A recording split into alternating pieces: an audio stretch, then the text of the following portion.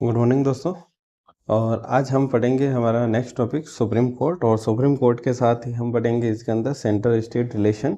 तो supreme court में हम इसके अंदर आर्टिकल के अलावा जो है इम्पोर्टेंट जो है जज केस वगैरह ये देखेंगे।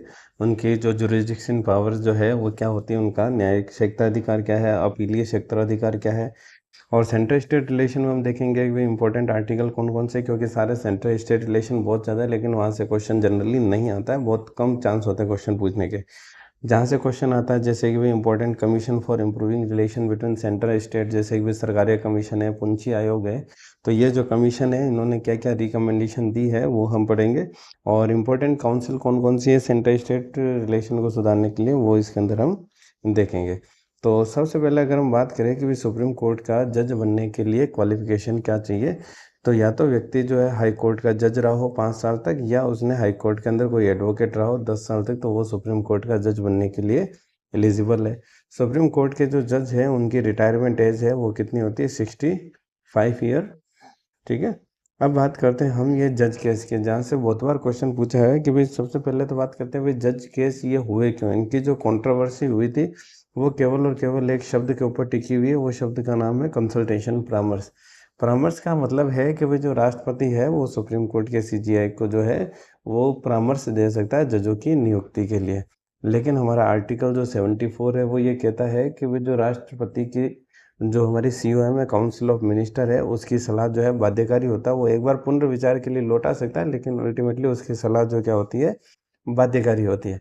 तो इस हिसाब से अगर राष्ट्रपति किसी सीजीआई को अपन वो सलाह दे कि भाई इस व्यक्ति को जो है सीजीआई नियुक्त या कोई सुप्रीम कोर्ट का जज नियुक्त करना है, तो सुप्रीम कोर्ट को ऐसा लगता है कि भाई इसमें कार्यपालिका जो है न्यायपालिका के अंदर हस्तक्षेप कर रही है।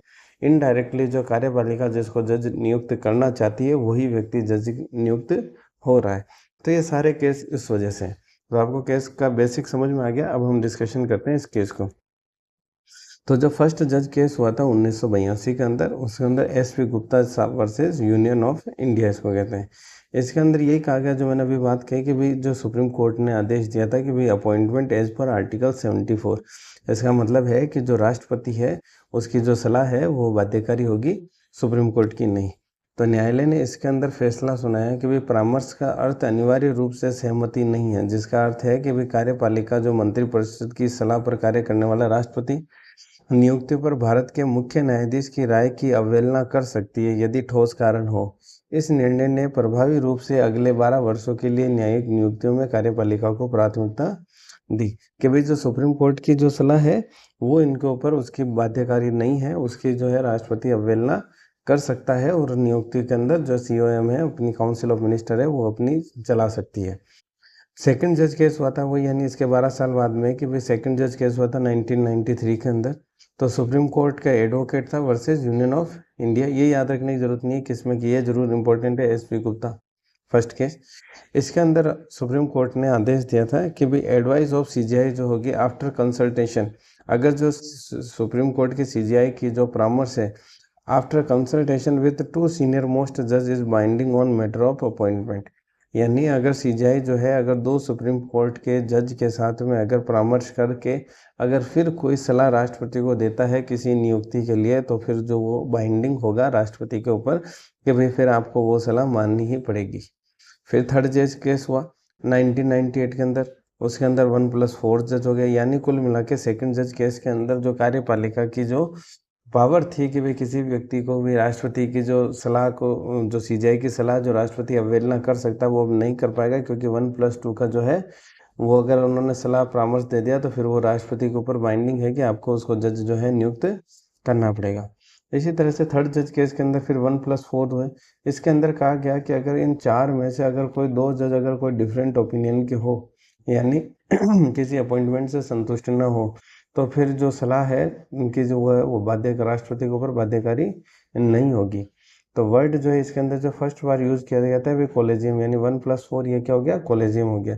Word collegium is use first time. ये भी क्वेश्चन है कि भाई कौन से केस में कॉलेजियम वर्ड फर्स्ट बार यूज किया गया, तो वो है थर्ड जज केस और इसके अंदर जो यहाँ पे ये अपन को दिखाई देता है कि भाई जो एब्सोल्यूट आर्बिट्रीनेस ऑफ जुडिशरी, यानी जो न्यायपालिका उसकी यहाँ पे हमें पूर्ण मनमानी जो है दिखाई देती है कि भाई जो न्यायपालिका के अंदर किसी भी जज की नियुक्ति के अंदर राष्ट्रपति का यहाँ पे दिखता है कि भाई कोई अधिकार नहीं रह गया, इन्होंने जो कह दिया वही फाइनल है। तो फिर इसके चक्कर में इस मामले को सुलझाने के लिए 99 संविधान संशोधन किया गया और 2014 के अंदर NJAC यानी नेशनल जुडिशियल अपॉइंटमेंट कमीशन की स्थापना की गई। इसके अंदर क्या गया था कि जो कॉलेजियम सिस्टम जो अब तक चल रहा था उसको क्या करा गया, रिप्लेस करा गया। और इसके अंदर किसी जज की नियुक्ति के लिए 6 मेंबर का जो है क्या बनाया गया, एक आयोग बनाया गया। अब इम्पोर्टेंट है इस 6 मेंबर के अंदर, कमीशन के अंदर जो 6 मेंबर है ये कौन कौन है। 6 मेंबर के अंदर एक तो है CJI यानी चीफ जस्टिस ऑफ इंडिया, और 2 सुप्रीम कोर्ट के हैं जज, यानी 3 मेंबर 6 में से तो क्या है, सुप्रीम कोर्ट के जज ही है। लेकिन अदर 3 है, एक तो है लॉ मिनिस्टर यानी जो कि भारत सरकार के अंदर मंत्री होगा, और दूसरा है 2 अदर मेंबर। जो 2 अदर मेंबर जो भी होंगे उनको सिलेक्ट कौन करेगा, सिलेक्ट करेगा उनको प्रधानमंत्री जी, CJI और LOP यानी लीडर ऑफ अपोजिशन। तो सुप्रीम कोर्ट ने इस केस को क्या खारिज कर दिया, इसको जो ये कॉन्स्टिट्यूशन अमेंडमेंट है इसको असंवैधानिक उन्होंने बता दिया कि भाई 2015 फोर्थ जज केस के टाइम सुप्रीम कोर्ट ने डिक्लेयर करा कि भाई जो 99 संविधान संशोधन और NJC है वो क्या है, असंवैधानिक है, और कॉलेजियम सिस्टम है उसको क्या कर दिया, वापस ऑपरेटिव कर दिया यानी वापस चालू कर दिया। तो अभी वर्तमान में जो सुप्रीम कोर्ट के जजों का अपॉइंटमेंट या जो भी हमारे न्यायिक प्रणाली में जजों का अपॉइंटमेंट है वो किससे प्रणाली से हो रहा है, हमारे कॉलेजियम सिस्टम से। तो 2015 में जो भारत के सर्वोच्च न्यायालय ने राष्ट्रीय न्यायिक नियुक्ति आयोग यानी NJAC अधिनियम और 99वें संविधान संशोधन अधिनियम को असंवैधानिक घोषित कर दिया, क्योंकि उन्हें संविधान के मूल ढांचे का उल्लंघन करने वाला माना गया। सर्वोच्च न्यायालय की बहुमत की राय ने माना कि NJAC जिसमें सरकारी प्रतिनिधि शामिल थे, यानी कि हमारे जो वित्त मंत्री जिसके अंदर लॉ मिनिस्टर थे प्लस 2 अदर व्यक्ति के सरकारी प्रतिनिधि शामिल थे, ने न्यायपालिका की स्वतंत्रता का क्या किया गया है, उल्लंघन किया गया है। तो ये हमारे चारों जो है, इसलिए जो जज केस है वो इम्पोर्टेंट हो जाते हैं। हम बात करते हैं भाई जज को अगर किसी को हटाना हो तो सुप्रीम कोर्ट के जज को कैसे हटाया जाता है, रिमूवल ऑफ जज ऑफ सुप्रीम कोर्ट। तो उसके 2 ही कारण होते हैं कि या तो असक्षमता इनकैपेसिटी और या उसका कदाचार मिसबिहेवियर, कदाचार या दुराचार, इसकी वजह से सुप्रीम कोर्ट के जज को जो है हटाया जा सकता है। तो हटाने के लिए क्या लाना पड़ेगा, महाभियोग लाना पड़ेगा। वैसे महाभियोग सिर्फ संविधान के अंदर राष्ट्रपति के लिए, लेकिन इनका हटाने का प्रोसीजर भी सेम वैसा ही होता है, इसलिए इनको भी क्या कहते हैं, इम्पीचमेंट मोशन। तो अगर लोकसभा के अंदर ये प्रस्ताव लाना है तो 100 मेंबर के साइन चाहिए, और राज्यसभा के अंदर प्रस्ताव लाना है तो 50 मेंबर के साइन चाहिए। अब जिस भी सदन के अंदर ये प्रस्ताव लाया तो फिर उस सदन का अगर राज्यसभा में होगा तो स्पीकर या चेयरमैन होगा, स्पीकर और चेयरमैन या डिप्टी चेयरमैन होगा, और लोकसभा के अंदर स्पीकर या डिप्टी स्पीकर होगा। वो क्या करेगा, 3 मेंबर की जो है कमेटी गठित करेगा। 3 मेंबर कौन कौन होंगे, चीफ जस्टिस ऑफ इंडिया या सुप्रीम कोर्ट का कोई जज होगा, दूसरा होगा कि भाई चीफ जस्टिस ऑफ वो हाई कोर्ट होगा, किसी दूसरे हाई कोर्ट का कोई चीफ जस्टिस होगा। थर्ड बात करें तो कोई जो है विधिवेत्ता होगा, कोई इम्पोर्टेंट यानी जिसको अच्छी लॉ की जानकारी हो, वो कोई एस्टिंग्विश्ड जूरिस्ट होगा, विधिवेत्ता होगा। तो ये तीन सदस्यों की जो जो कमेटी है ये क्या करेगी, उसकी जांच करेगी, और जांच के अंदर अगर गिल्टी पाया जाता है तो फिर जो है लोकसभा में पेश हुआ या राज्यसभा में हुआ तो वो जो है स्पेशल मेजोरिटी यानी 2/3 बहुमत के साथ में प्रस्ताव को पारित करेंगे दोनों हाउस से, यानी लोकसभा से, राज्यसभा से। अगर दोनों हाउस से पास हो गया स्पेशल मेजोरिटी से तो फिर जो है सुप्रीम कोर्ट का या जो जज है वो क्या हो जाएगा, हट जाएगा। तो अभी तक जो है कोई भी सुप्रीम कोर्ट का जज का जो है इम्पीचमेंट नहीं हुआ है। फर्स्ट इम्पीचमेंट का केस आया था वी रामास्वामी, लेकिन इम्पीचमेंट हुआ नहीं। अब हम बात करते हैं इसके इम्पोर्टेंट आर्टिकल की। तो जो सारे आर्टिकल हम पढ़ेंगे, लेकिन कौन कौन से इंपॉर्टेंट है या जहाँ से एग्जाम में जो क्वेश्चन पूछे गए हैं वो मैं आपको बता दूंगा। तो आर्टिकल जो 124 कहता है कि भाई establishment and constitution of supreme court, के सुप्रीम कोर्ट के जो स्थापना और गठन। तो ये क्वेश्चन पूछा गया, आर्टिकल से नहीं पूछा गया। क्वेश्चन ये पूछा है कि भाई नंबर ऑफ जज जो है वो कौन डिसाइड करता है। तो नंबर ऑफ जज जो डिसाइड किए जाते हैं वो पार्लियामेंट करती है कि भाई सुप्रीम कोर्ट के अंदर जज कितने होंगे। तो अभी वर्तमान के अंदर जो सुप्रीम कोर्ट के अंदर जज है वो कितने, 1+33 यानी 34 जज है। आर्टिकल 125 नहीं पूछा जाता है, अभी सैलरी अलाउंस, उनकी पेंशन, सर्विस कंडीशन नहीं पूछे जाते। आर्टिकल 126 ये नहीं पूछे जाते, 126, 127, 128 कोई भी नहीं पूछे जाते, लेकिन फिर भी हम पढ़ लेते हैं कि भाई इनमें से कौन कौन से हैं। तो आर्टिकल 126 कहता है कि भाई एक्टिंग सीजेआई की अपॉइंट यानी कार्यकारी जो चीफ जस्टिस ऑफ इंडिया की नियुक्ति करना।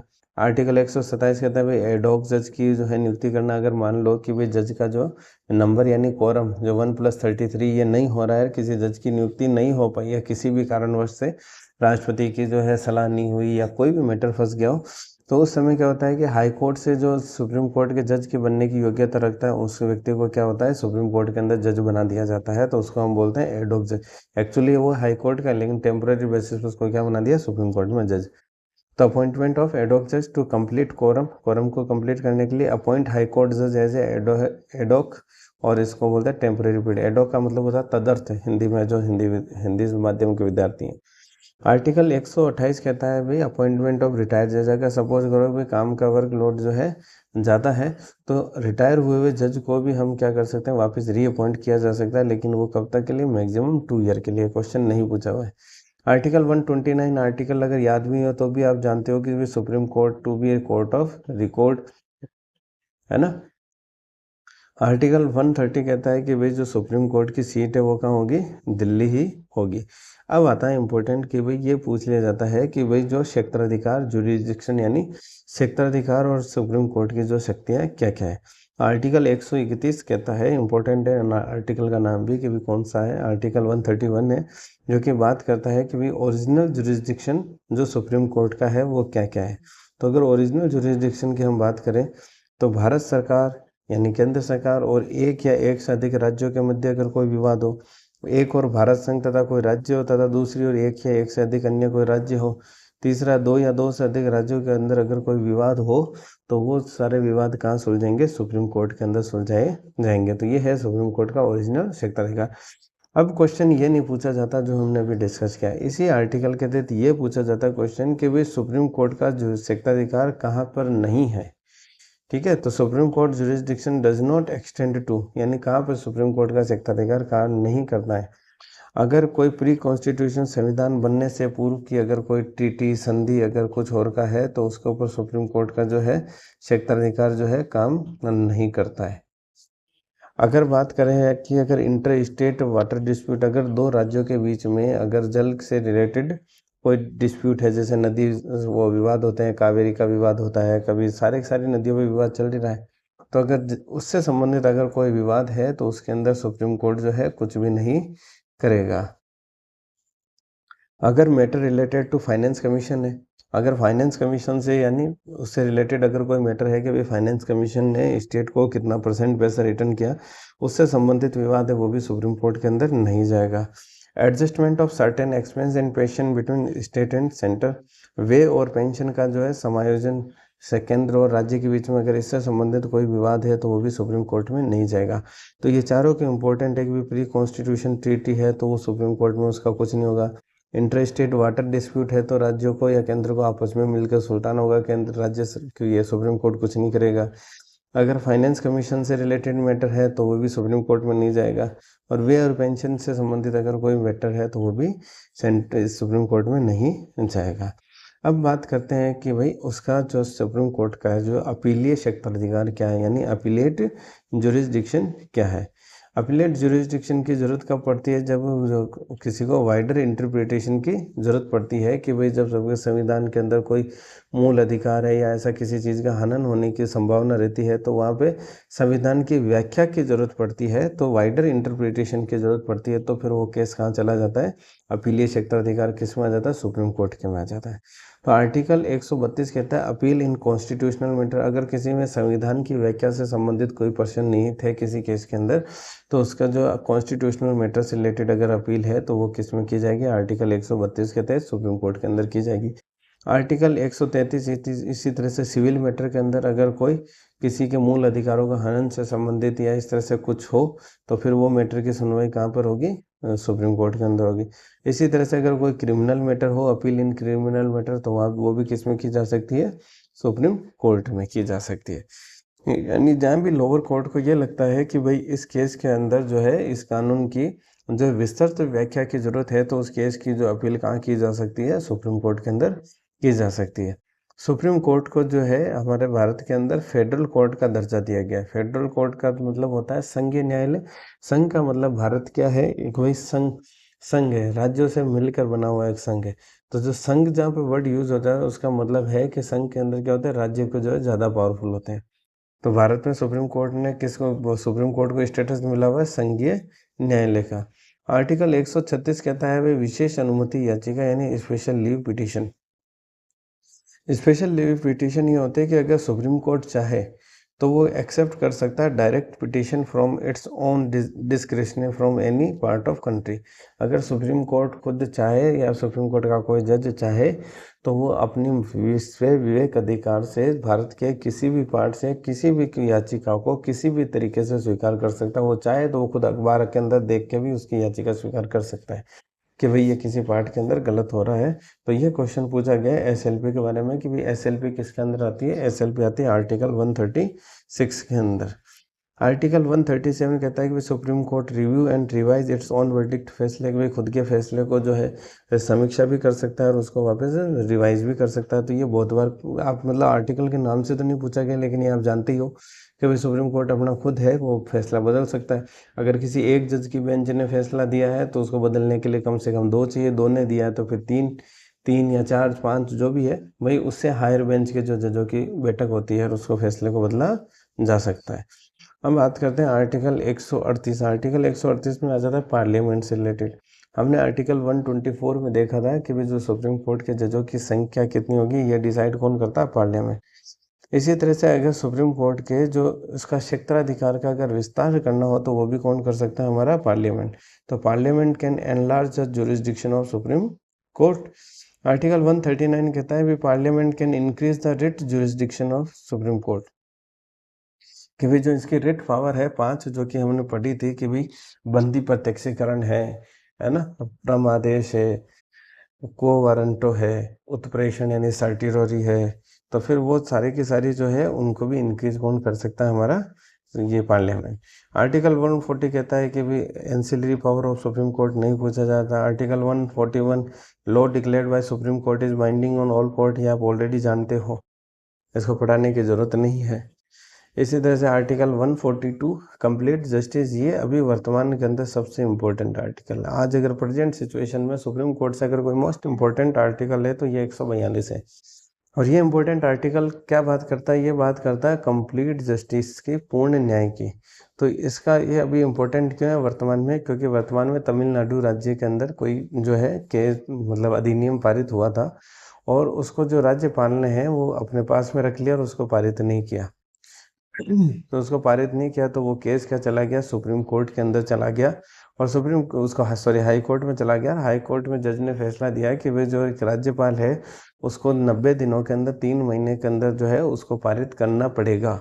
यानी जबकि हमारे संविधान में ऐसी कहीं कोई टाइमलाइन नहीं लिखी हुई है कि भाई किसी भी संविधान किसी भी जो बिल को जो है राष्ट्रपति या राज्यपाल जो है एक मिनिमम टाइम के अंदर साइन करके दे, क्योंकि उसके पास absolute veto, suspensive veto, pocket veto की उसके पास पावर है। पॉकेट वीटो के तहत वो जब चाहे उसको तब तक अपने पास रख सकता है या राज्यपाल जो है राष्ट्रपति को रिकमेंड कर सकता है कि भाई इसका क्या करना आर्टिकल 201 के तहत।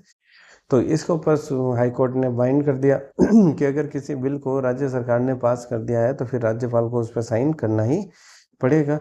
तो ये था आर्टिकल 142 बात करता है पूर्ण न्याय की। तो अनुच्छेद 142 सर्वोच्च न्यायालय को विवेकाधीन शक्ति प्रदान करता है, क्योंकि इसमें कहा गया है कि सर्वोच्च न्यायालय अपने अधिकार क्षेत्र का प्रयोग करते हुए ऐसी डिक्री पारित कर सकता है या ऐसा आदेश दे सकता है जो उसके समक्ष लंबित किसी भी मामले या मामले में पूर्ण न्याय सुनिश्चित करने के लिए आवश्यक हो। तो अभी इसी के रेस्पेक्ट के अंदर जो हम हमारे जो महामहिम है यानी राष्ट्रपति है द्रौपदी मुर्मू, उन्होंने सुप्रीम कोर्ट से 14 क्वेश्चन पूछे हैं इसके रिगार्डिंग कि भाई ये क्या क्या कर सकते हैं, किस किस केस में उन्होंने फिर से उनसे परामर्श मांगा है। आर्टिकल 140 कहता है भाई एडवाइजरी जुरिस्डिक्शन यानी सलाह क्षेत्राधिकार। तो भाई जो राष्ट्रपति है वो इसकी सलाह मांग सकता है सुप्रीम कोर्ट के जज की, भी सुप्रीम कोर्ट से सलाह मांग सकता है। ये इस जरूरी क्यों है कि इससे यह फायदा होता है कि अगर भारत सरकार कोई भी कानून पास कर रही है अगर उस कानून में कोई ऐसा पॉइंट है कि जो कि आगे जाके अवैध हो सकता है, इलीगल, या उसको जो सुप्रीम कोर्ट अनकॉन्स्टिट्यूशनल बता सकती है, तो यहाँ पे प्रेसिडेंट उससे रिगार्डिंग पहले ही सलाह ले लेता है कि सुप्रीम कोर्ट से कि भाई हम ऐसा काम कर रहे हैं, क्या ये वैलिड है। तो इससे क्या होता है कि भाई जो अगर कोई ऐसा कंट्रोवर्शियल बिल आए तो उसके जो अवैध होने के चांसेस हैं वो क्या हो जाते हैं, कम हो जाते हैं। तो president can seek on opinion from supreme court. Judicial review की बात करें कि भाई एडवाइज जुडिशियल रिव्यू की बात करें तो यानी न्यायिक सक्रियता। तो जुडिशियल रिव्यू जो है उसने जन्म दिया है जुडिशियल एक्टिविज्म यानी न्यायिक सक्रियता को, यानी जो न्यायिक समीक्षा ने किसको जन्म दिया है, न्यायिक सक्रियता को। एग्जाम्पल है पीआईएल। पीआईएल का मतलब क्या होता है कि भाई जनहित याचिका, यानी कि ऐसा केस कोई भी वकील दायर कर सकता है जिससे एटलीस्ट उसका कोई निजी कोई स्वार्थ ना हो, निजी कोई उसका मतलब ना हो, गरीबों के लिए है या प्रदूषण के लिए, जिससे सामूहिक रूप से कोई बड़ा समाज जो है इससे प्रभावित हो रहा हो, तो कोई भी इसके अंदर जो सुप्रीम कोर्ट के अंदर है पीआईएल दायर कर सकता है। आर्टिकल 144 बात करता है सिविल एंड जुडिशियल अथॉरिटी जो है to act in aid of supreme court, यानी भारतीय संविधान के अनुच्छेद 144 के अनुसार भारत में सभी सिविल और न्यायिक अधिकारियों को सर्वोच्च न्यायालय की सहायता करनी चाहिए।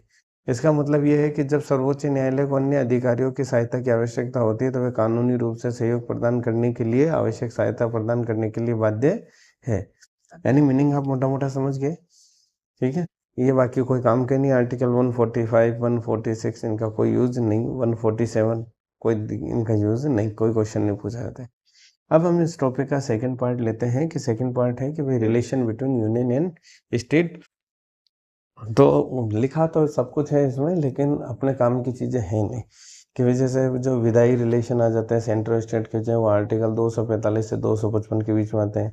प्रशासनिक रिलेशन 256 से 263 में आते हैं। फाइनेंशियल रिलेशन 264 से 293 के बीच में आते हैं। तो ये तीन ही तरह के रिलेशन होते हैं, विधायी रिलेशन, प्रशासनिक रिलेशन और वित्तीय संबंध। ये आते हैं कौन से पार्ट के अंदर है, ये पार्ट 12 के अंदर है, ठीक है। तो अब हम इनमें से केवल और केवल जो है हम इम्पोर्टेंट देखेंगे। अगर इम्पोर्टेंट की बात करें तो इम्पोर्टेंट है हमारा आर्टिकल 200। ये हम जब राजस्थान पॉलिटी पढ़ेंगे तब भी हम देखेंगे कि भाई आर्टिकल 200 के तहत अगर जो अभी हम बात कर रहे थे कि भाई राज्यपाल जो है किसी भी बिल को रिजर्व रख सकता है। राज्यपाल की वीटो पावर है कि भाई उसको सस्पेंड करे, उसको पॉकेट वीटो रखे, उसको जो है उस पर सहमति दे दे या उसको जो है राष्ट्रपति के पास भेज दे। तो वो चीज़ आती है आर्टिकल 200 के अंदर। फिर आता है एक आर्टिकल 263 के अंदर इंटर स्टेट काउंसिल यानी अंतर्राज्यीय परिषद। इसके ऊपर हम डिटेल में भी देखेंगे भाई इसका चेयरमैन कौन होता है, क्या होता है, ये चीज़ भी हम देखेंगे। तो ये बाकी के जो सारे हैं अगर आप पढ़ना चाहें तो अब ले आप इनका स्क्रीनशॉट ले ले, बाकी मेरे हिसाब से इनका कोई यूज़ नहीं है। अब बात करते हैं इंटर स्टेट काउंसिल आर्टिकल 273 के 263 के। तो इसका जो गठन है वो हुआ था 1990 के अंदर, और इसको जो सलाह दी थी सब वो थी सरकारिया कमीशन की, यानी सरकारिया कमीशन की जो है सलाह के ऊपर, रिकमेंडेशन के ऊपर जो है इंटर स्टेट काउंसिल का क्या किया गया, गठन किया गया। प्रधानमंत्री इसका क्या होता है, पदेन अध्यक्ष होता है। एक्स ऑफिशियो चेयरमैन का मतलब है कि जो प्रधानमंत्री है इंटर स्टेट काउंसिल का क्या होता है, पदेन अध्यक्ष होता है। Important platform for improvement of central state relation के लिए, सेंट्रल स्टेट रिलेशन को सुधारने के लिए जो महत्वपूर्ण मंच प्रदान करता है और प्रमोट करता है फेडरलिज्म यानी संघवाद को जो है प्रमोट करता है। तो भारतीय संविधान के अनुच्छेद 263 के तहत राज्य और केंद्र सरकार के बीच में सहयोग और समन्वय को बढ़ावा देने के लिए स्थापित ये एक निकाय है। यह आम हित के मामलों पर चर्चा और विचार विमर्श के लिए एक मंच के रूप में कार्य करता है और नीति और कार्रवाई पर सिफारिश कर सकता है। परिषद का जो नेतृत्व है वो प्रधानमंत्री करते हैं और इसमें सभी राज्य और विधानसभा वाले केंद्र शासित प्रदेशों के मुख्यमंत्री और अन्य मनोनीत मंत्री शामिल होते हैं। तो जो इस टॉपिक में इंपॉर्टेंट था, इंटर स्टेट काउंसिल से रिलेटेड क्वेश्चन ये पूछा गया कि किसकी रिकमेंडेशन बना है, दूसरा इसका चेयरमैन कौन होता है। इसके अलावा इससे कोई क्वेश्चन नहीं पूछा गया है। अब हम बात करें कि भाई हमारे ये पूछ लिया जाता है जीएसटी वाला कि भाई जो जीएसटी किसके अंदर आता है, तो IGST आ जाता है हमारा 269A के अंदर। 279A के अंदर आ जाता है कि भाई जो जीएसटी परिषद है उसका जो है गठन किसके तहत किया गया है, तो आर्टिकल 279A के तहत। फाइनेंस कमीशन अभी हमने पढ़ा भी था। फाइनेंस कमीशन जो होता है कि भाई फाइनेंस कमीशन किस आर्टिकल के तहत आता है, तो आर्टिकल 280 के तहत। अब हम बात करते हैं कि भाई जो attempt to improve central state relation, central और स्टेट के जो संबंध है सुधार करने के लिए क्या क्या जो है प्रयास किए गए। तो सबसे पहला प्रयास किया गया था फर्स्ट ARC। ARC का मतलब हो गया एडमिनिस्ट्रेटिव रिफॉर्म, कमीशन यानी प्रशासनिक सुधार आयोग। तो प्रशासनिक सुधार के आयोग जो पहले थे वो थे स्टार्टिंग में मोरारजी देसाई। ये क्वेश्चन है कि भाई चेयरमैन कौन थे, लेकिन जब बाद में ये डिप्टी प्रधानमंत्री को डिप्टी प्राइम मिनिस्टर बन गए तो फिर इसका जो बाद में चेयरमैन बने थे के हनुमंतिया। तो इसके लिए इसके दो चेयरमैन हो गए, पहले हो गए थे मोरारजी देसाई और दूसरे हो गए थे के हनुमंतिया। और इन्होंने अपनी जो रिकमेंडेशन दी थी वो 1969 के अंदर दी थी। तो आपको सिर्फ इसमें इंपॉर्टेंट क्वेश्चन है कि भाई ये फर्स्ट ईयर से आया कब, बहुत बार आपके सामने आएगा भाई 1966। और दूसरा उसके जो चेयरमैन कौन थे वो मोरारजी देसाई है। के हनुमंतिया भी आपको याद नहीं रहे तो कोई दिक्कत वाली बात नहीं है। फिर आता है सबसे इम्पोर्टेंट के विभूषण सरकारिया कमीशन और पुंछी कमीशन से बहुत बार क्वेश्चन पूछे गए। तो सरकारिया कमीशन का जो गठन हुआ था कब हुआ था 1983 के अंदर। और इसके जो चेयरमैन थे वो उनका नाम था रणजीत सिंह सरकारिया, और शॉर्ट में आपको मिलेगा RS सरकारिया। और इन्होंने जो है 247 रिकमेंडेशन दी। ये भी क्वेश्चन है अपने आप में कि वो RS सरकारिया ने कितनी रिकमेंडेशन दी थी। तो वो 247 रिकमेंडेशन दी थी। या हम डिस्कशन करेंगे केवल उनके जो मेजर रिकमेंडेशन क्या क्या थी। तो मेजर रिकमेंडेशन उन्होंने दिया था कि भी formation of inter state council. तो वो हमारे जो गठन कर दिया गया कि इंटर स्टेट काउंसिल अभी हमने पढ़ा भी प्रधानमंत्री उसका नेतृत्व करते हैं। इंटर स्टेट काउंसिल का क्या किया जाए, गठन किया जाए। उनका भी किसी भी राज्य के अंदर प्रेसिडेंट रूल लगाने का जो है लास्ट ऑप्शन होना चाहिए, यानी जब कोई चारा ना बचे तभी प्रेसिडेंट रूल लगाया जाए। ऐसे नहीं कि भी किसी भी बात पे प्रेसिडेंट रूल लगा दिया जाए। इनका भी जो रेजिड्यू पावर है, अवशिष्ट शक्तियाँ हैं, अपार्ट फ्रॉम टैक्स के अलावा जो भी है वो कॉन्करेंट लिस्ट के अंदर होनी चाहिए। अभी वर्तमान में क्या है, अवशिष्ट शक्तियाँ हमारी ली गई है कनाडा से, और वो हमारे अवशिष्ट शक्तियाँ हमारे केंद्र में निहित होती है। इसलिए हमारा जो केंद्र है वो ज़्यादा पावरफुल है स्टेट से। लेकिन सरकारी आयोग का ये कहना है कि जो रेजिड्यू पावर है, अवशिष्ट शक्तियाँ अगर टैक्स के अलावा कुछ भी है तो उनको कॉन्करेंट लिस्ट में रखना चाहिए। कॉन्करेंट लिस्ट यानी समवर्ती सूची। समवर्ती सूची में रखने से ये होगा कि उसके ऊपर स्टेट और केंद्र दोनों ही कानून बना सकते हैं। अगर if president withhold assent, अगर मान लो किसी बिल के ऊपर जो प्रेसिडेंट है अपनी सहमति रोक लेता है तो उसका जो कारण है वो भी बताना चाहिए कि भाई आपने जो इसकी सहमति है वो क्यों रोकी है एक मिनिमम टाइम के अंदर, यानी पॉकेट विटो में बस लेके बैठ गए, कुछ बताना ही नहीं। चौथा, इन्होंने कहा कि अगर गवर्नर का अगर किसी राज्य के अंदर अपॉइंटमेंट किया जाता है तो उसके जो राज्य का जो CM है उसके साथ में क्या करना चाहिए, कंसल्टेशन। क्योंकि राज्य CM को चलाना है तो जो CM की सलाह के आधार पर गवर्नर का उस राज्य का गवर्नर का चयन होना चाहिए। तो इन्होंने रूल नियम बनाए फॉर अपॉइंटमेंट ऑफ गवर्नर का, भाई जो अपॉइंटमेंट है, नियुक्ति किन किन नियमों के आधार पर होना चाहिए। उन्होंने कहा कि भाई जो है create more all India service, कि भाई जो अभी तो 3 है, IAS IPS IFS है, तो उसके अलावा भी और ऑल इंडिया सर्विस का जो है वो बनानी चाहिए, क्रिएट करनी चाहिए। उन्होंने कहा कि भाई माइनॉरिटी कमेटी को भी जो है गठन करना चाहिए। और centre can appoint armed forces without consent. इन्होंने कहा कि भाई किसी भी राज्य के अंदर सेंटर जो है बिना राज्य की अनुमति के भी जो आर्म फोर्सेज है हमारी उनको जो है डिप्लॉय कर सकता है। हम नेक्स्ट बात करें हम पुंछी कमीशन की। पुंछी कमीशन का जो चेयरमैन थे मदन मोहन पुंछी, इसका भी चेयरमैन का नाम पूछा गया एग्जाम में भी, पुंछी की फुल फॉर्म कौन है, तो मदन मोहन पुंछी। इसका गठन हुआ था 2007 में, रिकमेंडेशन दी थी इन्होंने 2010 के अंदर। अब इनकी बात करते हैं मेजर रिकमेंडेशन क्या क्या है। इन्होंने मेजर रिकमेंडेशन दी थी reason communicate of pocket veto time limit 6 month. जो बात उन्होंने सरकारी कमीशन में दी थी कि भाई अगर असेंट को अगर आप सहमति को रोकते हो तो उसका कारण बताना चाहिए।